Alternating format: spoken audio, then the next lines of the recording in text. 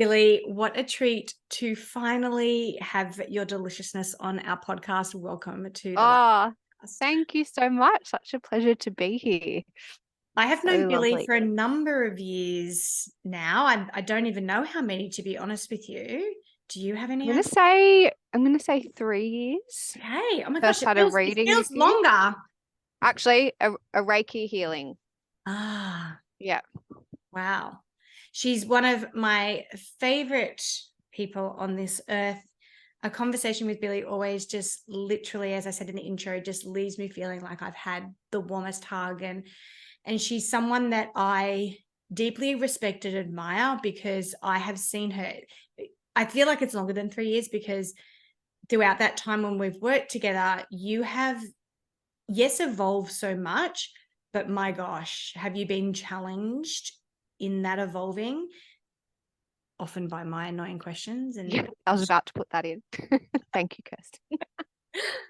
and I think that you, to me, embody that trusting relationship we have with the process of evolving. And now you're at a point where you hold others in that. So I can't wait to dive into this conversation with you around that because we've never actually talked about your journey Yeah. privately. So we're doing this publicly for the first time. Amazing. But before we kick off, let's get into your psyche a little bit. What is your favorite quote? My favorite quote. So I was pondering because there's a couple that I love, but I'm gonna keep it simple. And go with this one. So it's by Aeneas Nen. And the day came when the risk to remain tight in a bud was more painful than the risk it took to blossom. Oh, I've never heard that before. That's so beautiful. Yeah, just really hits home for me, that one. It's like when we talk about like pain and pleasure when we're growing, I personally I couldn't imagine not doing everything that I could in order to have that full experience of what I've came here to do. Mm. So when we get to that cusp, when that edge, it's like, yes, like we go forward, we blossom. And it's painful and it's hard sometimes. Mm. The thing that I see when I look at you is, to me, you're the living example of that quote, that you don't need to see the whole staircase, you just need to see the next step. And of course, all of us are dying to see the whole staircase. And in a lot of ways, as intuitives, we can see a lot of the destinations that these staircases are going, but we don't know how to stumble through each next step. Yes. Yeah. That really resonates with me. In terms of like when we have that clear vision, that clear expansive vision of where we want to go, if we skip what is being asked of us in the present moment, it's just going to take us like 1,000 more staircases in order to get there. So why not really attune with what we're being called to do in the present moment and embody that, because that is actually how we're going to climb that staircase, the most embodied version of ourselves, the most magnetic version of ourselves, the version of ourselves with a regulated nervous system. Like that's where it's at, in the subtleties, the subtle shifts of growth, of evolution. It's tending to that is everything. Um, And not overriding. So for those of you that do listen every week, you will know that this is the second last episode of this series. And I think we can just end the podcast there, because if you listen to that, that's all you need to listen to. That is Boom, mic drop. that. Yes, absolutely. That is so true and so beautiful. So have that on repeat. Obviously, you would have heard it all on the promos, because that is what I picked for the promos, because it is so perfect. But when you look at the word evolve, I mean, the definition of evolve is to develop gradually. And how conditioned and prone are we to run up staircases, jump over steps? And I love what you just said there, that if that's what you choose to do, because we're conditioned to do that and we want the quick fixes and the medicinal experiences, when you do that, you're going to be faced with a million other staircases then that you have to now climb because you rushed up that one. Because we're missing the point. Yeah. It's not about, amazing that we have these clear ideas of where we want to go. But if we're not truly taking the time to embody those higher vibrational frequencies that the universe, or whatever you want to call it, wants us to, so we can have that experience feeling rested, feeling pleasured, all of these things, where we're missing the point. The universe, the higher beings that are always guiding us, do want all the things that we want for ourselves, do want to support us evolving, to awaken, to transform into our highest potential. And they want us to be healthy, be happy along the way.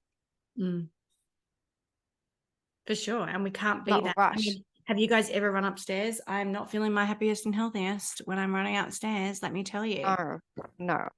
Yeah, me neither. Billie and I are not stair runners. You'll never see us at 5 a.m. doing stair runs, ever, ever, ever. I've done it before. Can't tell you, I was loving it. Exactly. So the key word there that I heard was integration. And funny, before we popped on to record this, just having a cup. And as I've said in previous podcasts, that my word for this year was slow, and you kind of expressed that your word, Spaciousness. Spaciousness. Yeah. And so for all intents and purposes, that's very frustrating for people like you and I, because we didn't intend for the spaciousness to maybe be quiet, or the slow to be like really slow.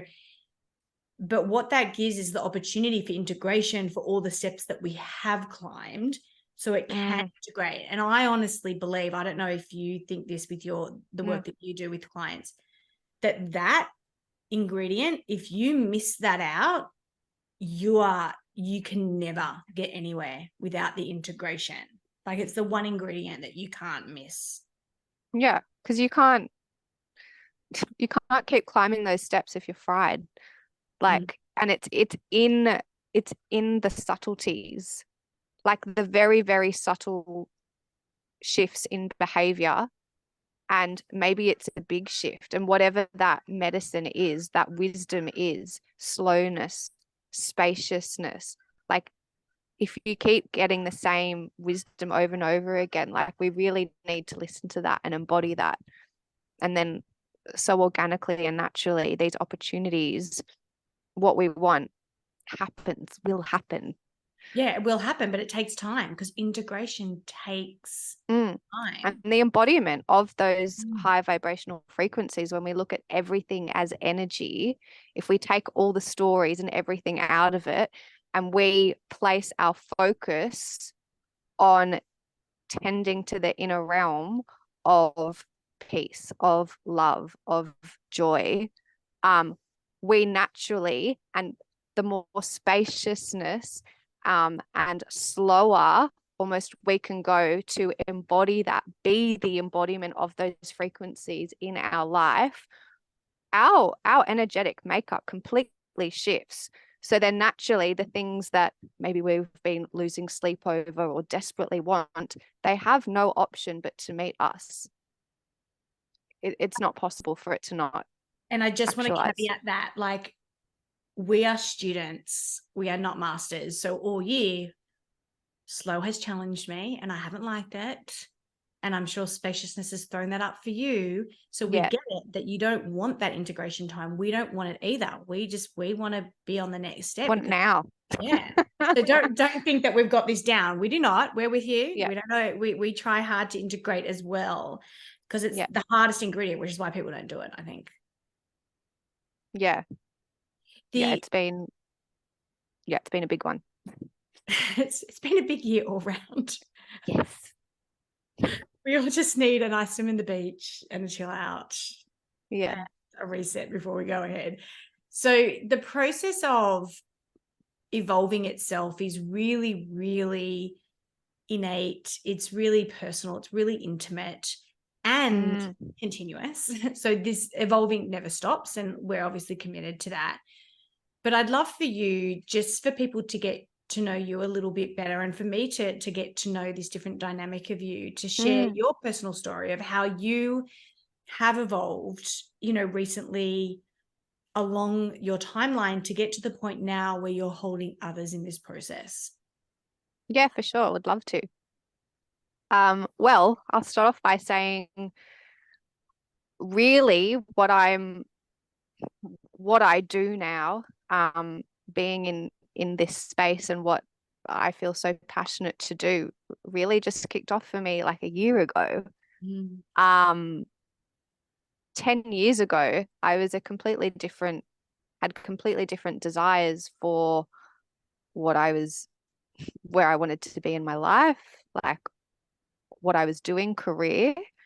It was forcing something of these preconceived ideas that I wanted, like being fixated to a certain timeline.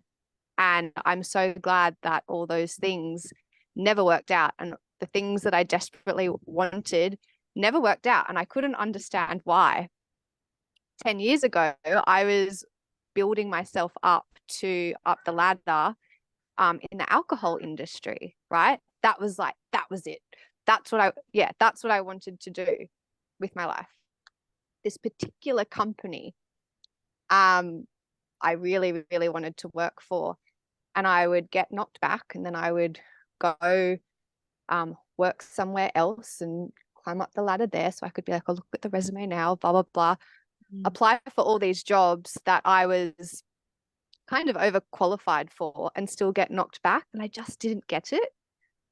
Well, if you'd listened to my podcast episode 10 years ago that didn't exist called Reframing Rejection, you might have gotten that. But anyway, 10 years ago, yes. it wasn't created yet because it was only just created. But you're exactly like, if that's you, go listen to that episode last week.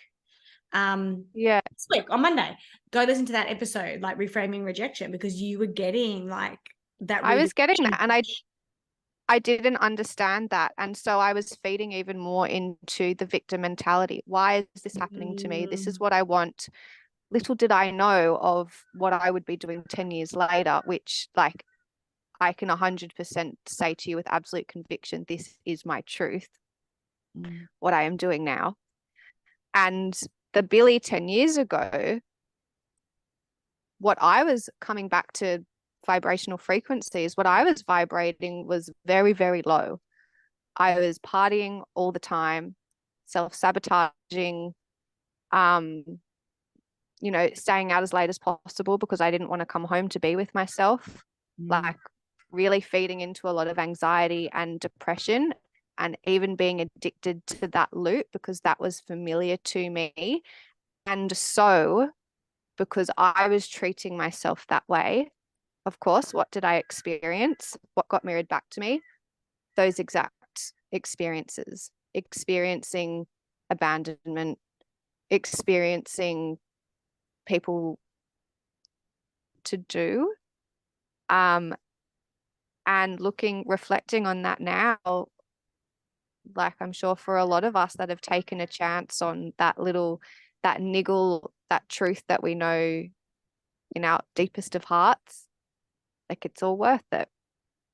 Yeah, that's the gift of hindsight. But how did you cultivate that trust in the mystery that was unfolding? Because you didn't set out to say, right, I want this big expansive life and this is exactly how it's going to look, because you didn't actually know that. And even along the way, like you were so challenged in some of the choices that you make. You're like, I know it's this, and I'll dive into that.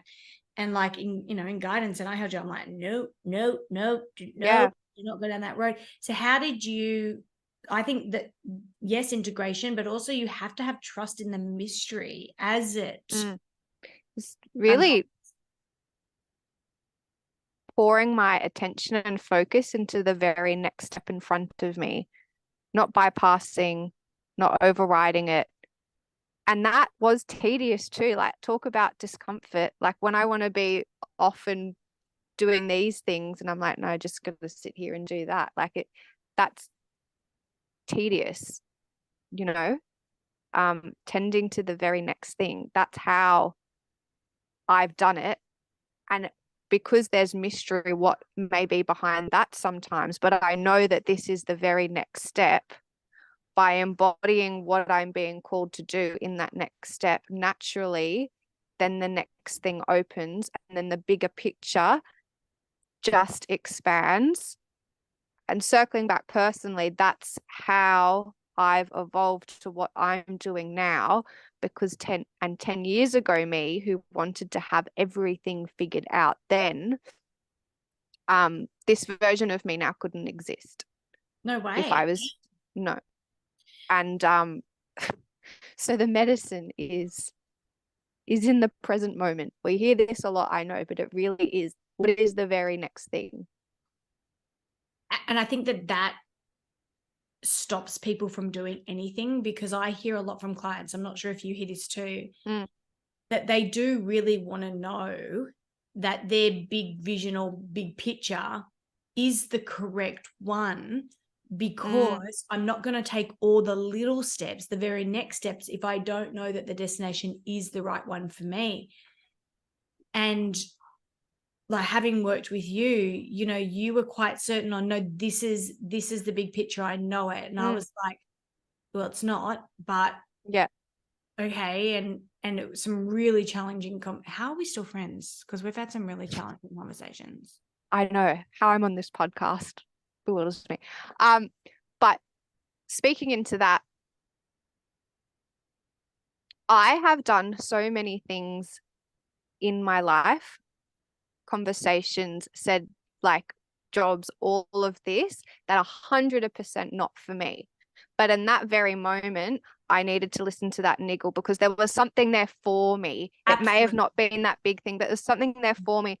And because I've done that, right?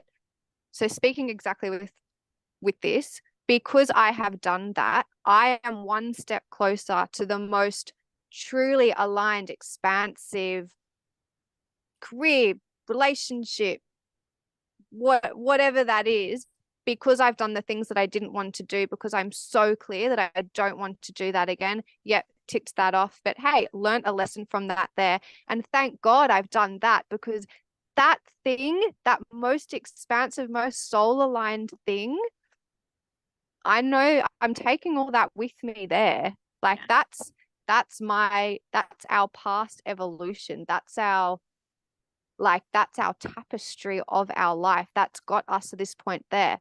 And I was reflecting on this the other day, and sometimes you get that voice in your head and it's like, oh, I can't believe you did that, or I can't believe you sent that message to that person. And I'm like, oh, like, that's not who I am now. Like, I can't believe I did that. And I'm like, oh, hang on a second. Then I zoomed out and I'm like, oh, I've had all these opportunities come to me lately because of this iteration of who I am now, at this very precise point in time that only exists right now, because of everything I've done in my life that's led me to right here. Like, and that when that clicked in, I'm like, oof, I actually have so much love for all of those things that I've done in the past. Yeah. I know that I'm not going to do them again. And gosh, I would not change absolutely anything. It's got me to where I am. And I think that's the point. So when you're thinking like, am I on the right path? I want to know it's the right thing.